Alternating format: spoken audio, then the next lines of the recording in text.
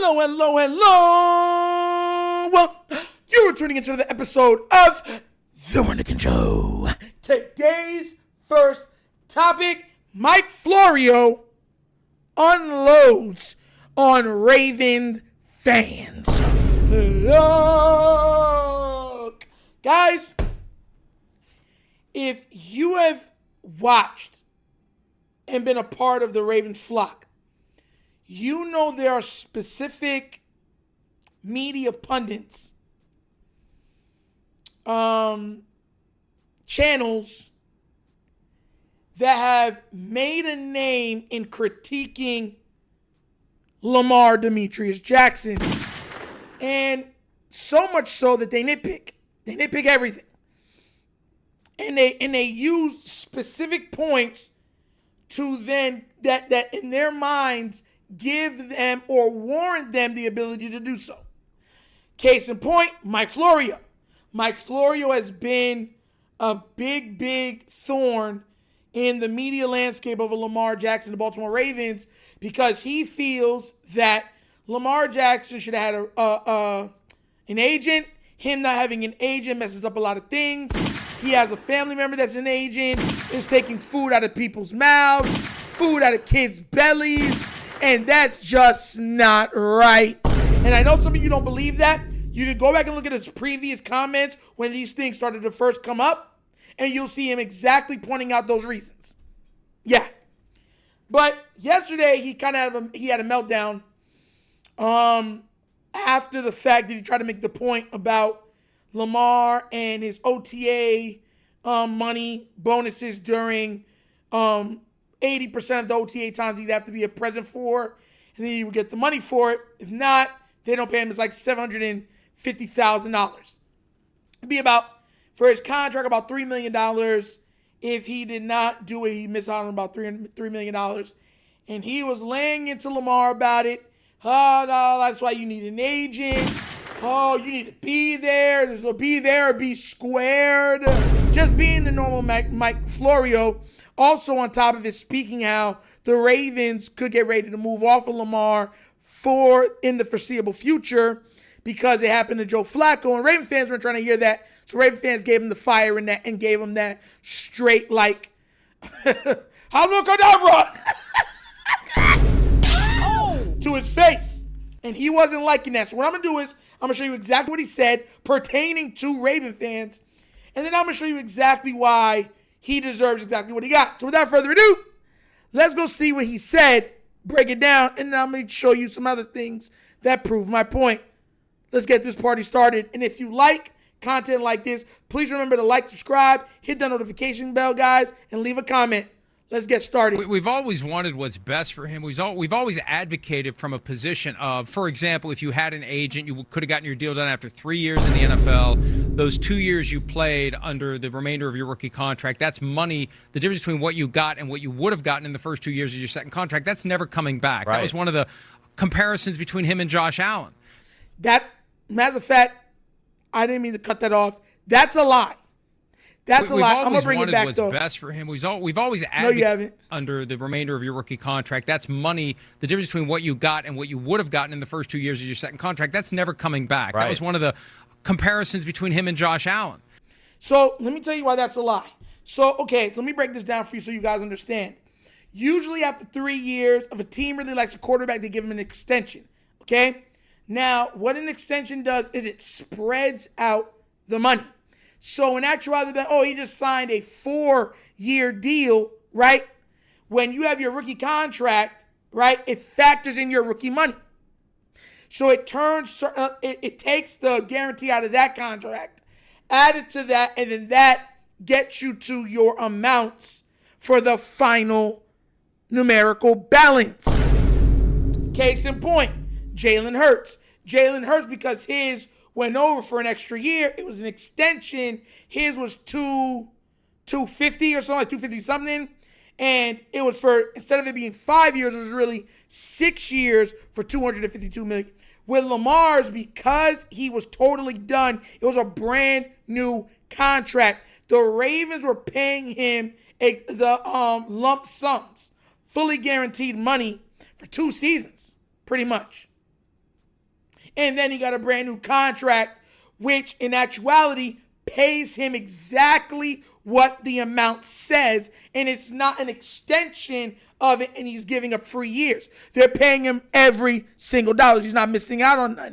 But we're going to keep that going. Let's go. Josh Allen's already entering third contract territory. Third contract, but they're all extensions.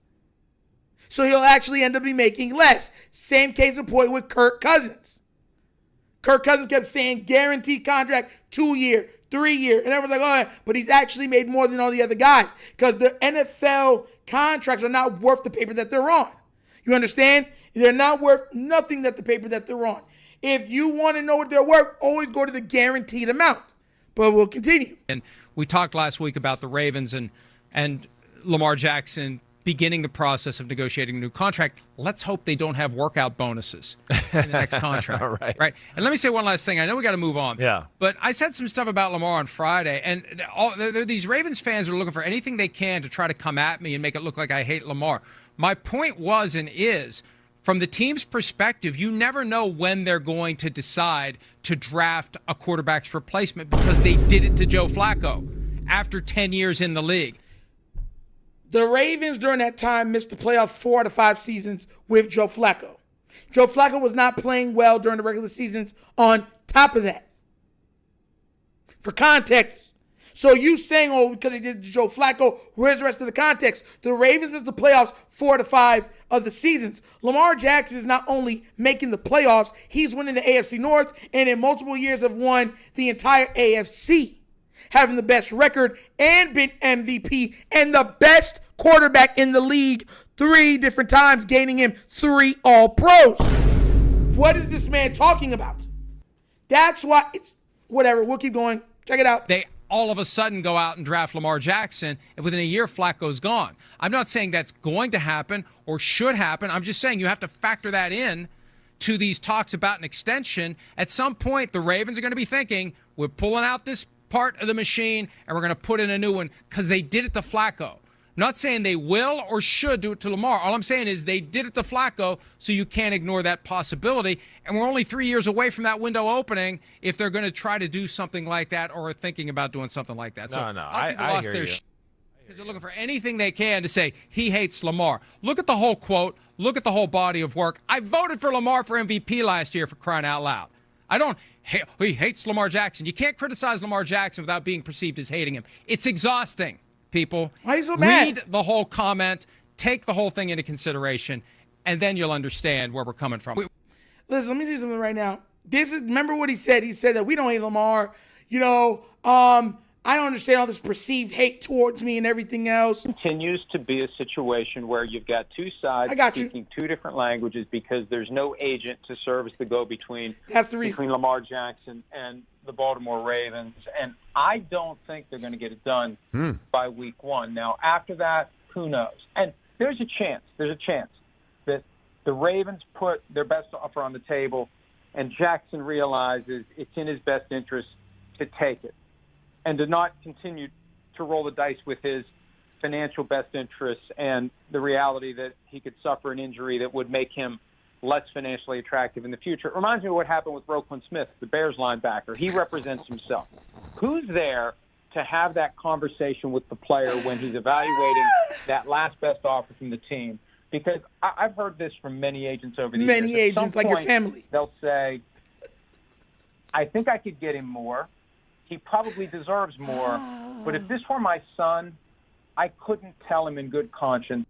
So, guys, for one, let me tell you this right now. The reason why I was laughing during that is because if you do know the backstory, Roquan does not have an agent. He got the most money as a linebacker in the league. Yep. And Lamar Jackson, without an agent, got the most money in the league. Yep. So that's why he's been mad. His point towards Lamar is because of his lack of representation. And he has family members and friends that are agents. Because of that, he feels like Lamar is stealing money from them. And he's been very critical of him about it. Now, why is another reason why outside of you also being critical about him not getting money, even though he's done everything you said he wouldn't do? What about this one, Mike Florio? 49ers, as am I. As long as those I'm not going to change the narrative now. As long as the key players are healthy, they're going to kick the shit out of they face. The quest is for second place. That's it. As long as those people stay healthy. They're currently healthy. The 49ers kick the shit out of the Ravens on Monday night. I'm sorry, I know that's disrespectful to the Ravens. If it's a Super Bowl preview, the Super Bowl's going to suck because the 49ers, as long as those guys are healthy, they're going to run over everyone. And I was wrong about the Ravens. And I own it. I admit it. I was flat out wrong about the Ravens. Now check this out. Watch this. And that's where this does really become interesting. Did I help stoke the fire? So, guys, Mike Florio is wondering why Raven fans go on him the way they do. It's because, bro, you've made foolish talking points. You've been wrong on a multitude of fronts multiple times, and all of your examples and reasoning for it has been wrong also. But you have a huge platform, and you've continuously done this. I mean, if you go between him going on Dan Patrick, you could just type in Mike Florio Lamar. It's literally like 50, 60 videos. He has made a name on critiquing Lamar. So people are looking at him like, bro, it's not even like you're just critiquing him. You've been wrong. So you're like, oh, I voted for him for MVP. Like, that doing the right thing. You're not going to get any plus point for doing the right thing. We all knew he was the MVP. Duh. Like, what are you doing? That's like a cop saying, I don't know why you're doing that. I didn't even arrest you. It's like, I didn't do anything for you to arrest me.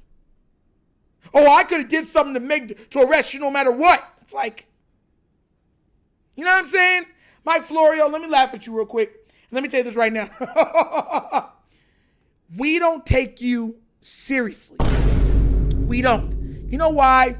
Because I always tell people that you have to have the morality and the equity to do everything fair when you have the platform that this man has. Mind you, I'm not saying he's not successful. He's worked himself in as the owner of PFT, got himself big deals through NBC, so he makes a lot of money. He is an owner, and he's done big things in the media game. But with that being said, because of his platform, right, he hasn't been fair. You don't do those same things to the other quarterbacks. And then you have to say, well, why doesn't he? Was it only because, like I've already said, because Lamar doesn't have an agent and he does it himself? You already been caught in a lie also with you saying, oh, he messed up a shoe deal or something like that. And everyone is like, no, I didn't. What are you talking about? So you've been caught in a lie also, putting out false narratives about him also. So we're looking at you like, bro, like, don't get mad at us for responding to the crap that you spew. You spew the crap. We respond to the crap. Then you get mad at us for getting mad at the crap that you spew. Let me tell you right now, that doesn't make no sense. Take your lickings like a man. And then to come out there and disrespect the Ravens.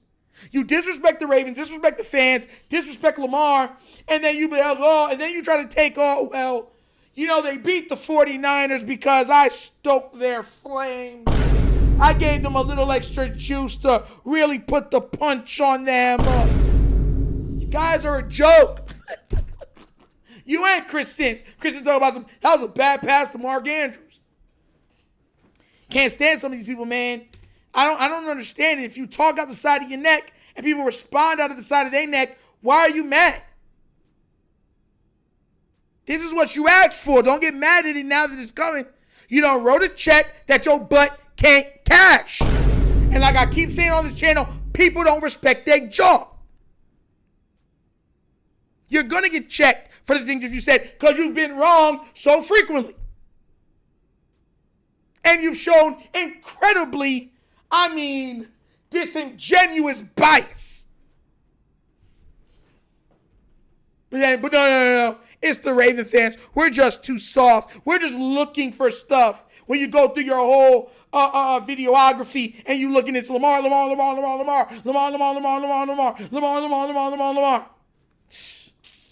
You and Chris Sims are hilarious to me, bro. Jokes. Absolutely jokes. Saturday Night Live. Mad TV. Comedy Central. Oh! You deserve that. But What do you guys think? Do you think that I'm wrong? Raven fans are wrong for going at Mike Florio? Or do you think, hey, this is what he's wanted and we're giving him what he asked for? Let me know what you think down in the comments section, please, all right? Because I'm thinking that this guy is soft. I'm going to be real with you. How you going to talk all that smack till people come back with you with smack? You get mad at the smack. This man's out. Accusations. False accusations. But as always, that's an episode of The Wunderkind Show. Thank you for watching, and now we get down, we have fun, and we laugh. But everything we talk about, we're doing what? Facts and truth. Please remember, like, subscribe to the notification bell, guys, and leave a comment in all of the comments. Please don't forget to support and subscribe to The Wunderkind Morning Show. Okay, guys? Live Monday through Thursdays, 9:30 to 10:30 a.m., where we touch on all topics in sports. And at the end of every show, we have a little bit of nostalgia trivia, where we talk about topics from the 70s, 80s, 90s, early 2000s to put a smile on your face. Be there, guys, or be squared. I'm telling you, it's a lot of fun. Support that channel. Let's get it up. Also, if you'd like to donate to the channel, support the channel, help out with the channel, bottom of the screen, QR code. QR code's to a Cash App. Cash is located in the description of every video that we do. The name of it is money sign. TheWunderkindShow. Super easy. Super Chats is also available, but if you want it all to come to me, that's the best way to do it, okay? But that's the episode of The Wunderkind Show. This show is not just signing off, and as always, you know my slogan. Peace. And I am out of here. Huh? Yerp. Finish him, Daddy.